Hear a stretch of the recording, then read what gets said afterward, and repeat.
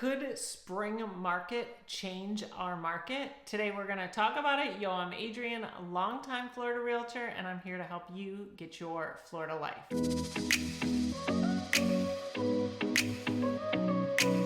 Happy Wednesday, everyone. If you're new here, new videos come out every Wednesday. Today we are going to talk about spring market and what that really means in Southwest Florida and what it really means recently. If you're new here, I offer buyer's consultations, seller consultations. We can do them right over Zoom or over the phone. I put this out or reminded everyone last week, and I got quite a few buyers from out of town who I have had the pleasure of getting to meet with over the last week or so. If you're thinking in the next year, you're gonna come down and you're gonna really start your Florida home search, I would love to meet with you early on in the process. The advantage to that is sometimes people get so far along and they make all these trips down here or they do all these things that aren't productive, and then they call me and we kind of have to start them all over.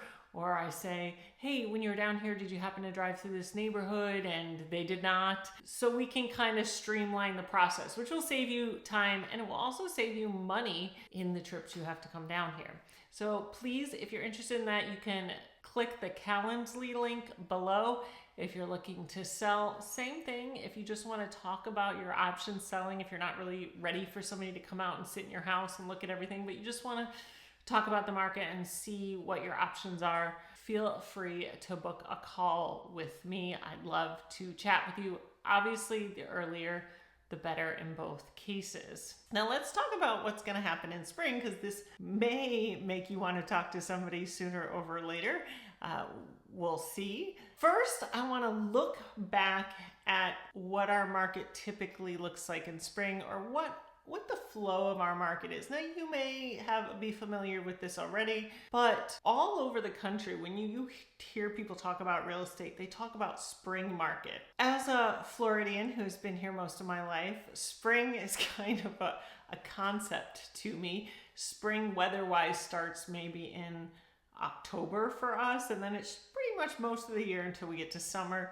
So we've been in spring a long time, but I do know the expression April flowers brings May showers. So we are in spring, and there is spring market happening in a lot of the country. Now hold that thought as far as the rest of the country. Typically in Southwest Florida, our season is January through April-ish. So we would be coming to the end of it. So if you live in a place where you've always heard about spring market, you might be in the middle or starting it out, and we're kind of at the end of our season, which has always been a bit of a conundrum for people who want to sell up north and buy down here, timing that. We'll talk about that in a minute, but it's actually easier and really a great time to do that. We'll talk about that in a second, but let's look at the past. If you look over, we're looking at 2012 through 2019 here, and we're gonna look at the more recent years shortly to see how the pattern has changed in more recent years. But you can see new pending sales. Now I took this statistic because that means things going under contract. They could close in April, they could close in May,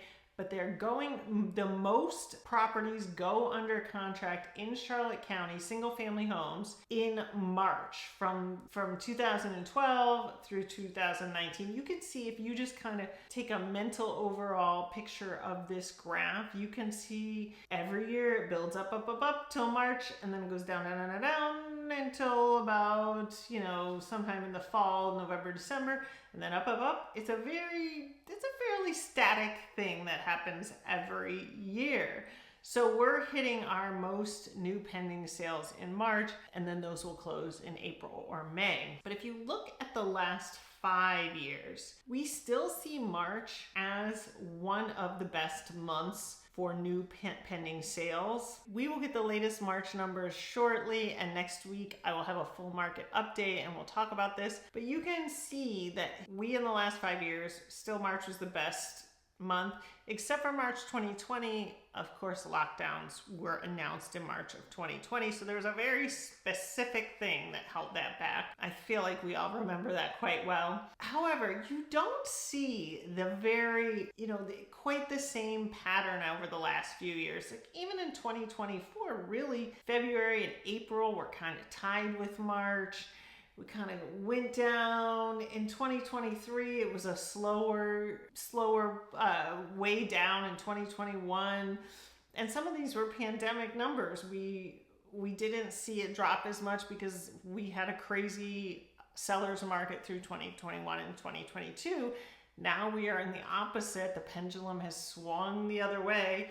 We are in a strong buyer's market. So it's interesting to see what will happen this spring, especially because much like in 2020, but 2020 had a very disrupting thing in the country or in the world happen. And there's a lot of people who believe that there's things going on in the world that are going to disrupt a lot of patterns.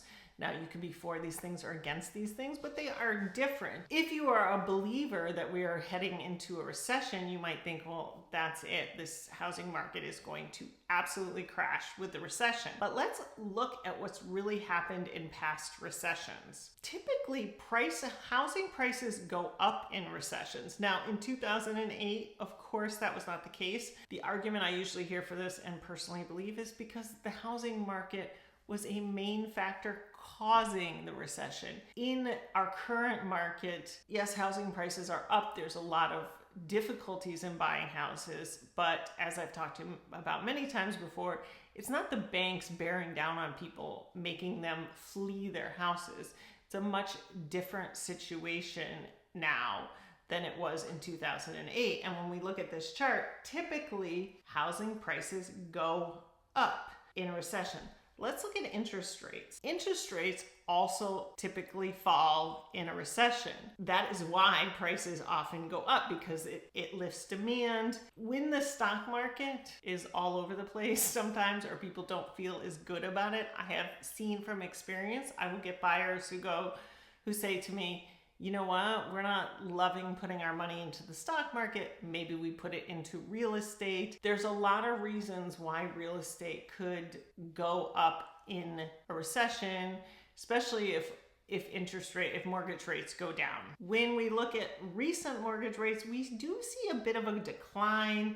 It's not a crazy decline. It's kind of a steady 2 steps forward, 1 step back kind of situation. But if this continues and if there's more demand for mortgage rates, if this continues and mortgage rates continue to go down, we could certainly see a very good spring market all over the country. And where this gets really interesting, and what I am seeing currently in the buyers who book a call with me and the buyers who just email me, is people who are in good markets up north are starting to look at Florida and go, you know, I've always wanted to buy there. And it is a strange situation that you can be in an extreme seller's market in one place, or even a seller's market in one place, and such a buyer's market. Typically, I have certainly worked through markets where we were a little more balanced. In 2019, I would often get people, we would be kind of balanced, you know, we'd have an average of 60 days on the market, and the good houses would sell. It was not like now. Now we are much more in a buyer's market, and I would talk to people who are in much more of a seller's market. But this gap between what the markets are doing, this is big, and it's a huge opportunity for a lot of people, and I'm seeing more and more people call me and want to take advantage of it.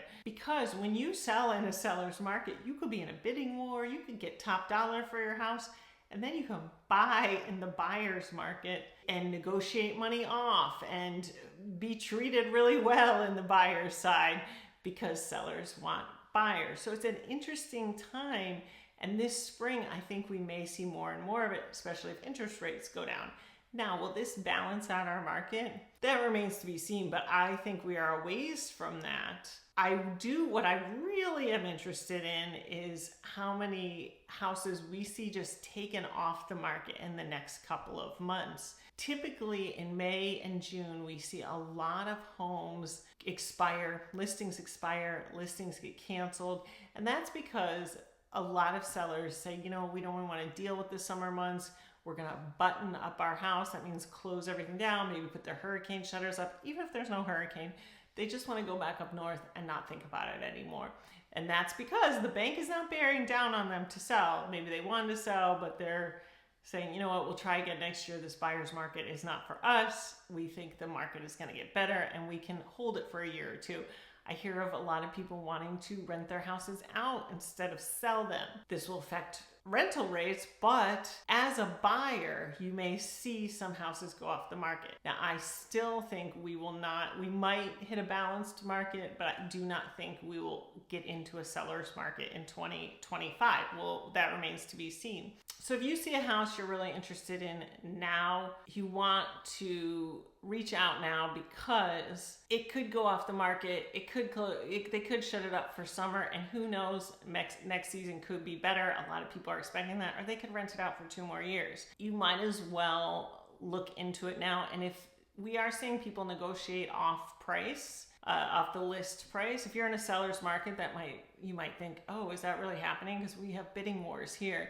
You need to make a mental shift down here because we are definitely seeing people negotiate money off price, so off the list price. And if that is what's holding you back, don't let it hold you back too long because you will miss this buyer's market. It will eventually, historically, it's all a cycle. We all know this, and eventually you will miss it if you keep going, oh, let's wait. I also think it'll be very interesting to see this summer how much it balances out from people who have canceled or let their listings expire. If you're thinking of coming down here, I would love to help. If you're thinking of selling your house and you're worried, oh, I missed season. Honestly, you didn't miss much. Season wasn't that crazy. It might be just as good in the spring this year to sell it as it was 3 months ago. It might be the time, especially if we see interest rates drop. Please reach out. You can book, like I said, you can book an appointment with me below. Thank you for watching. I will see you next week.